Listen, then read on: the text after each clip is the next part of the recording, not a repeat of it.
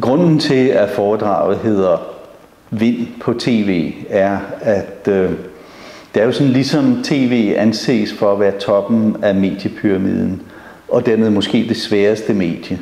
Så tanken er, at hvis du kan vinde på TV, så kan man faktisk vinde alle vejen. Det første, man lærer i løbet af foredraget, er ligesom at forstå, hvordan medierne udvikler sig. For de udvikler sig meget voldsomt i øjeblikket. Og der er en masse organisationer og selv firmaer, som begynder at opføre sig som medier. Så vi bliver nødt til at forstå, hvad det er, der sker i medierne. Dernæst så går vi ind i, hvordan man overlever eller lever med medierne. Fordi vi kommer alle sammen ud for i forbindelse med branding eller vores arbejde eller interviews, så kommer vi alle sammen i forbindelse med en eller anden form for medier. Og det vi gerne skal finde ud af i løbet af sådan en foredrag, det er, hvordan får jeg det bedst mulige resultat.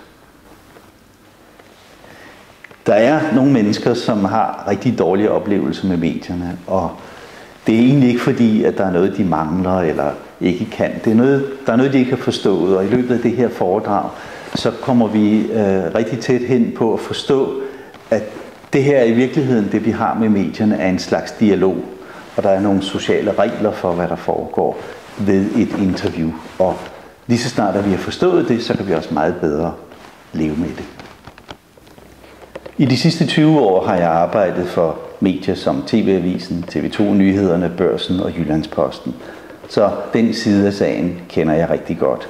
Samtidig har jeg de sidste 20 år også medietrænet en del velkendte topchefer, som havde brug for at klare sig bedre. Og det gjorde de. Jeg kan selvfølgelig ikke ved et 3 timers foredrag lære en gruppe mennesker det hele. De kan gå en rigtig god fornemmelse, og hvis de har brug for mere, så har jeg udviklet individuelle konsultationer og andre muligheder for at give hjælp.